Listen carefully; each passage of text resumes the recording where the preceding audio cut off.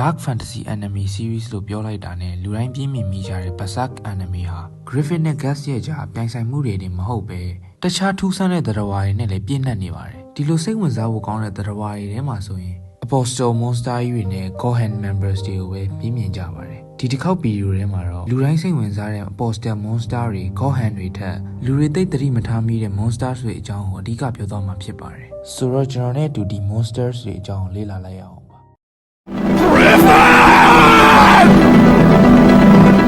ပထမဆုံးအကောင်အနေနဲ့တော့ The Sea God ပါသူကရိုးရိုး Apostle Monster တကောင်မဟုတ်ပဲကဘာဦးစကလေးရရှိတဲ့ဒနာရီလာတရဝါကြီးတကောင်ဖြစ်ပါတယ်သူ့ရဲ့အရွယ်စားဆိုရင်မှန်းဆလို့မရအောင်ကြီးမားပါတယ်သူကပင်လယ်ရေအောက်ထဲမှာနှစ်ပေါင်းများစွာအိပ်ပျော်နေခဲ့တာကြောင့်သူ့ရဲ့ကြောကုန်းပေါ်မှာမြေကြီးနဲ့တစ်ပင်တွေပေါက်ပြီးကျွန်းကြီးကျွန်းတပွဲဖြစ်နေခဲ့ပါတယ်ဒီအကောင်ကြီးရဲ့ထူးခြားတဲ့အချက်ကိုပြောပါဆိုရင်သူကသူ့ရဲ့ဘိုက်ထဲမှာဂေယစနစ်တစ်ခုတည်ရှိနေတာပါအဲ့ဒီထဲမှာသူ့ရဲ့အစာအိမ်တွေဦးလန်းချောင်းတွေအပြင်သူ့ကိုကာကွယ်ပေးနေတဲ့ကပ်ပါအောင်တောင်းနဲ့ချီအောင်ရှိပါတယ်ဒီအကောင်ကြီးကကြီးမားတဲ့ခန္ဓာကိုယ်တိဆောက်ပုံတွေထူးဆန်းတဲ့အတွင်းအင်္ဂါဖွဲ့စည်းပုံတွေရှိနေပေမဲ့လည်းအားနည်းချက်လည်းရှိနေပြန်ပါတယ်သူ့ရဲ့အဓိကအားနည်းချက်ကတော့သူ့ရဲ့နှလုံးပါအကောင်ကြီးကြီးနေပေမဲ့သူ့ရဲ့နှလုံးသားကိုအထိမခံပါဘူးအဲဒါကြောင့်သူ့ရဲ့နှလုံးသားကိုကာကွယ်ဖို့အတွက်မျက်လုံးပေါင်းများစွာပါဝင်တဲ့ monster တွေနဲ့ဝန်းရံထားပါတယ်ဒါတွေမဟုတ်ပဲသူ့ရဲ့နှလုံးခုန်တန်းကလည်းတော်တော်လေးအဖြတ်ဆွမ်းအားကြီးပါတယ်ဘလောက်ထိအောင်လဲဆိုရင်သူ့ရဲ့အနီးနားမှာရှိတဲ့လူတွေရဲ့နဇီတွေနဲ့အုံနောက်တွေကိုပျက်စီးစေနိုင်တဲ့အထိပါနောက်ထပ်အစွမ်းတစ်ခုအနေနဲ့ဆိုရင်သူကတာမန်လူတွေကိုသူ့ရဲ့အစိတ်ပိုင်းတွေဖြစ်အောင်ပြုလုပ်နိုင်စွမ်းရှိပါတယ်ဘယ်လိုလဲဆိုတော့သူ့မှာရှိတဲ့ကပ်ပါးကောင်တွေနဲ့လူတစ်ယောက်ကိုပူးကတ်စေပြီးတော့သူ့ရဲ့အစိတ်ပိုင်းဖြစ်ပြောင်းလဲလိုက်တာမျိုးပါသူ့ရဲ့ကပ်ပါးကောင်တွေပူးကတ်ခံလိုက်ရတဲ့လူတွေက zombies လိုဖြစ်သွားပြီးတော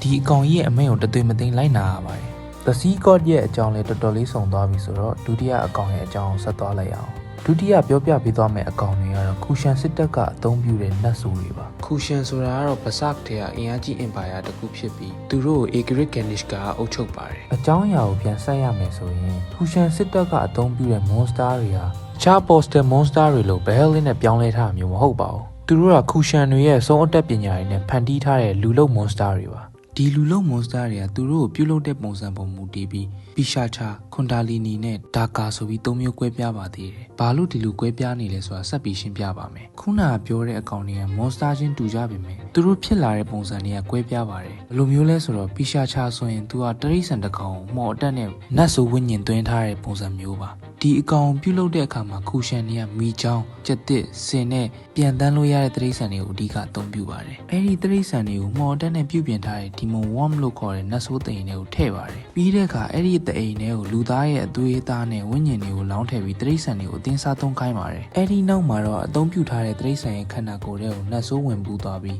အရွယ်စားကြီးမားတဲ့ပီရှာချာတွေဖြစ်လာပါတော့တယ်။နောက်ထပ်တည်ထားမယ့်အချက်တစ်ခုအနေနဲ့ဆိုရင်ပီရှာချာတွေကကိုယ်ပိုင်အသိစိတ်မရှိပါဘူး။အဲ့ဒါကြောင့်သူတို့ကိုခူရှန်ဆုံးကိုဝေတွေကပတ်လွေတို့ခေါင်းလောင်းတို့လိုဂီတတူရီယာတန်စီတွေနဲ့ပဲထိန်းချုပ်ပါတယ်။နောက်တစ်မျိုးဖြစ်တဲ့ခွန်ဒါလီနီကတော့စောစောကပြောသွားတဲ့ပီစာချာရဲ့အများကြီးအဆင့်မြင့်ပါတယ်။ဘာလို့လဲဆိုတော့သူကသဘာဝဓာတ်ကြီးလေးပါးတဲ့ရေဓာတ်ကိုအခြေခံပြီးဖန်တီးထားတာပါ။သူ့ရဲ့အဓိကပါဝါကတော့သူကရေနဲ့ဖန်တီးထားတာဖြစ်တဲ့အတွက်ဓာတ်နဲ့ခုတ်ရင်လည်းပြန်ဆက်သွားတတ်ပါတယ်။နောက်ပြီးသူ့ရဲ့ပါးစပ်ကနေထွက်တဲ့အစိမ့်ငွေတွေကလည်းတာမန်စစ်တပ်တက်ကိုမိနစ်ပိုင်းတွင်းမှာလောင်မဲ့သွားနိုင်အောင်လုပ်နိုင်ပါတယ်။ဒါကာလို့ခေါ်တဲ့ monster အမျိုးအစားကတော့လူသားအမျိုးသမီးတွေရဲ့တအိမ်နဲ့မှော်အတက်ကိုအသုံးပြုပြီးဖန်တီးထားတဲ့လူလုံးနတ်ဆိုးတွေပါ။ဒီဒါကာလို့ခေါ်တဲ့ monster တွေကတာမန်စစ်သားအဆင့်ပဲရှိပြီးအရေအတွက်ထောင်နဲ့ချီအောင်ရှိပါတယ်။ပီရှာချာလို့ခေါ်တဲ့အကောင်တွေကတော့သူတို့ထက်အဆင့်မြင့်ပြီးအရေအတွက်အားဖြင့်လည်းအတော်အသင့်ရှိပါတယ်။ခွန်ဒါလီနီကတော့အဆင့်အမြင့်ဆုံးဖြစ်ပြီးသူကတော့ boss level လို့တောင်ပြောလို့ရပါတယ်။နောက်ပြီးသူကခူရှန်စစ်တပ်မှာတကောင်နဲ့ရှိတာပါ။နောက်ထပ်ပြောပြပေးသွားမယ့် monster ကတော့ The Kelpie လို့ခေါ်ပါတယ်။သူကလည်းအရှိရပြောသွားတဲ့ monster တွေလိုပါပဲ။တခြား poster တွေလို Bell ကနေပြောင်းလာတဲ့ monster မျိုးမဟုတ်ပါဘူး။တက်ကြီးလေးပါးတွေကရေ element ကနေပေါက်ဖွာလာတဲ့ဝိညာဉ်မျိုးစိတ်တွေလို့ပြောလို့ရပါတယ်။တကယ်တော့ Kelpie ဆိုတာ Scotland ဒဏ္ဍာရီတွေကသတ္တဝါတစ်ကောင်ပဲဖြစ်ပါတယ်။ဒဏ္ဍာရီထဲမှာဆိုရင်သူတို့ကလှပတဲ့မြင်းဖြူအသွင်နဲ့လူတွေကိုဆွဲဆောင်ပြီးလူတွေကသူတို့ကြောကုန်းပေါ်ကိုတက်စီးလိုက်တာနဲ့သူတို့ကရေထဲကိုဆွဲခေါ်သွားပြီးစားတောက်ပစ်တတ်တဲ့သတ္တဝါမျိုးပါ။ဒဏ္ဍာရီထဲမှာဖော်ပြထားတဲ့ဒီကောင်တွေ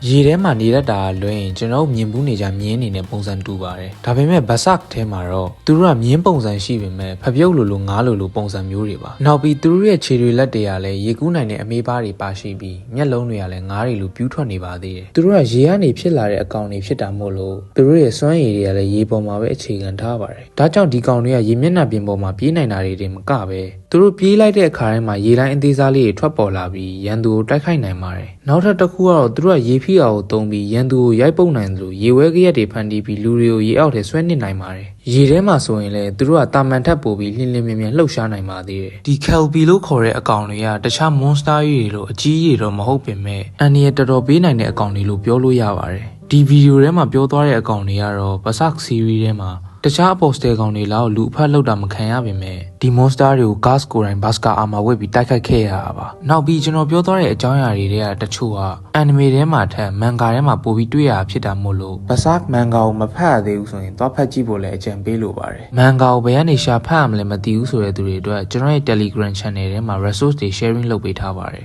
ဆိုတော့ဗီဒီယိုလေးကတော့ဒီလောက်ပါပဲအဆုံးထိကြည့်ရှုပေးကြတဲ့အတွက်အားလုံးကျေးဇူးတင်ပါတယ်